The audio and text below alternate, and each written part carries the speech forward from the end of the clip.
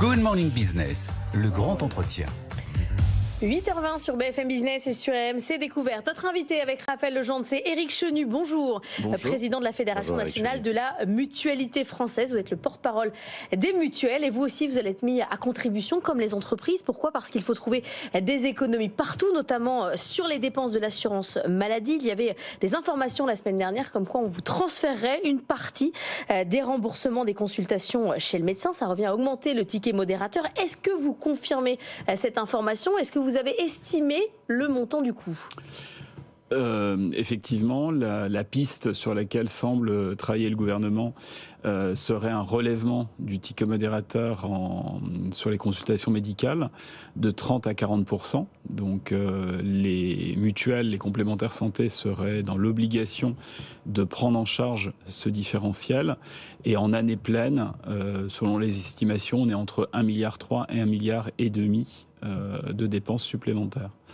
Ce à quoi il faut rajouter pour nos concitoyens, parce que c'est pas juste un jeu poche droite, poche gauche, au passage, ça crée de la taxe, puisque les complémentaires santé, nous sommes assujettis à une taxe de 14%, donc c'est à peu près 200 millions de taxes supplémentaires que devront acquitter les adhérents des complémentaires santé. Alors on est évidemment dans un contexte très particulier, difficile budgétairement. Il va falloir faire des efforts, trouver des économies. Le déficit de la Sécu, c'est 17 milliards cette année, potentiellement 25 milliards d'euros l'année prochaine. Est-ce que d'autres transferts sont sur la table ? Est-ce que vous êtes en discussion avec le gouvernement sur d'autres sujets ? On parle notamment des indemnités journalières. On parle beaucoup d'absentéisme en ce moment. En tout cas, cette situation, elle montre que les arbitrages comptables, court-termistes, technocratiques qui sont à l'œuvre dans notre pays depuis 30 ans ne fonctionnent plus. Et que la question, c'est pas une répartition de la dépense assurance maladie vers les complémentaires qui réglera le sujet. Vous le disiez, plus de 17 milliards de déficit cette année, une perspective l'année prochaine d'aggravation. Il faut que l'on mesure que c'est la première fois, quand on n'est pas en situation de crise, que l'on est dans des niveaux de déficit de ce niveau-là. En 93, crise massive de chômage, déficit important parce que manque de cotisations sociales. 2008-2010, crise financière. 2020, crise sanitaire. Et on comprend à ces moments-là que la sécurité sociale soit en grande difficulté. Aujourd'hui, on n'est pas dans cette situation-là. On est avec un niveau de déficit parce qu'il y a un certain nombre de mesures qui n'ont pas été financées.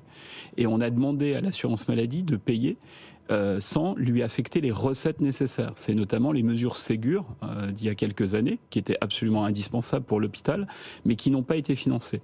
Et donc, il est indispensable de se mettre autour de la table, l'ensemble des financeurs, l'État, les collectivités territoriales, les associations de patients, les professionnels de santé, pour qu'on puisse travailler en pluriannualité et trouver les bonnes mesures pour sortir de cet écueil. Ça, c'est ce qu'il faudrait faire et on va tous évidemment souscrire avec vous, mais pour l'instant, comme les entreprises, vous êtes une partie de la solution pour le gouvernement. C'est-à-dire que c'est facile, en gros, d'aller chercher l'argent chez les autres. On a déjà une augmentation des tarifs annoncés de 8% du côté des complémentaires santé et des mutuelles, ce qui veut dire concrètement que si on vous met une partie du ticket modérateur en plus, les tarifs vont augmenter. À un moment donné, ça va sur le consommateur.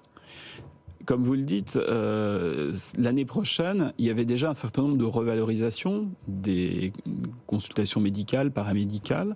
Il y avait l'augmentation des prises en charge en dentaire avec le virage en prévention dentaire pour les examens pour les enfants de 3 à 24 ans, donc ce qui est une très bonne chose, mais c'est des dépenses supplémentaires.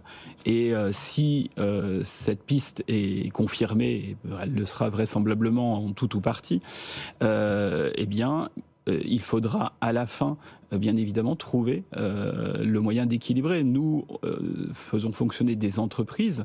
Nous ne pouvons pas, à la fin de l'année, être en déficit.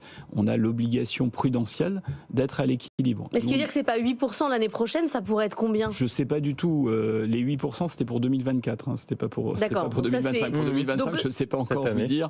Je ne sais pas encore vous dire ce que seront les augmentations, puisque justement, on attend de savoir savoir l'étendue des mesures au travers le projet de loi de financement de sécurité sociale pour qu'on puisse ajuster au plus juste. Les mutuelles sont des organismes à but non lucratif. On n'a pas d'actionnaire à rémunérer. La seule obligation qu'on a, c'est d'être à l'équilibre.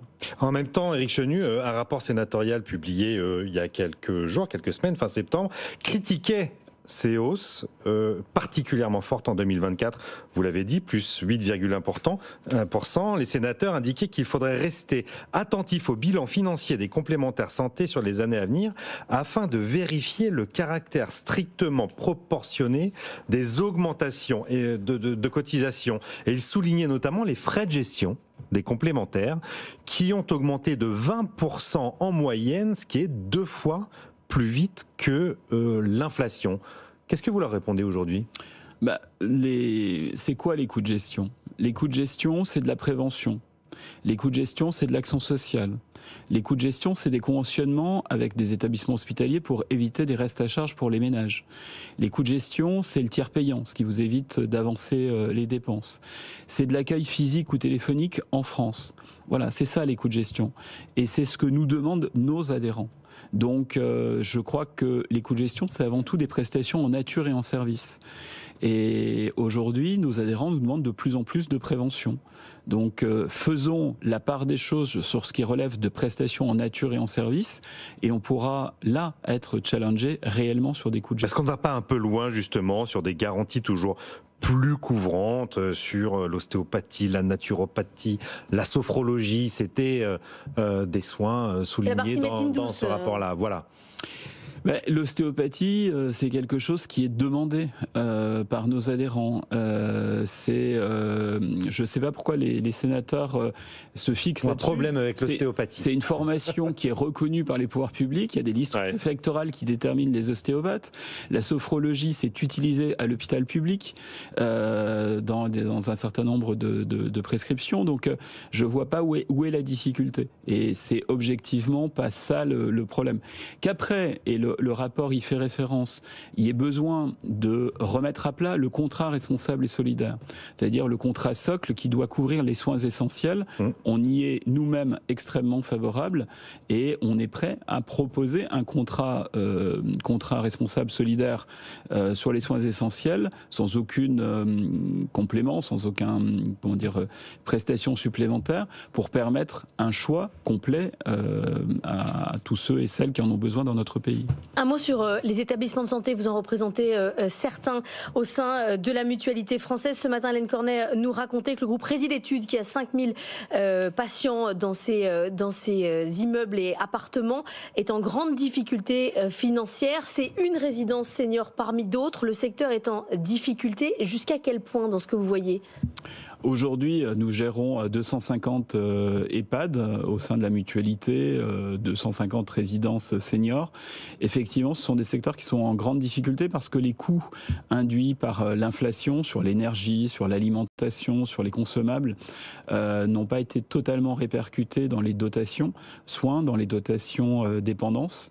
Et il y a une vraie difficulté. Et puis, ne nous cachons pas, l'affaire Orpea d'il y a un peu plus de 2 ans et demi a jeté l'opprobre sur tout un secteur. Mais il faut augmenter les prix dans les EHPAD, parce que répercuter les coûts, c'est ça que ça veut dire. Ce qui fait que il y a une problématique, c'est-à-dire que beaucoup de familles n'ont pas un budget extensible, leurs aînés dans les établissements, et donc on a un problème de taux de remplissage. Les évolutions tarifaires, elles sont encadrées. Nous, les établissements de la mutualité sont pour la plupart à l'aide sociale, et donc nous ne déterminons pas nous-mêmes le niveau d'augmentation d'une année sur l'autre. Ça se décide avec les conseils départementaux. Tout ça est très encadré pour protéger les familles. On apprenait ce matin que le taux de remplissage des Emeria, c'est le nouveau nom d'Orpea, était reparti à la hausse. Merci beaucoup Éric Chenu d'être venu ce matin, président de la Fédération nationale de la Mutualité française.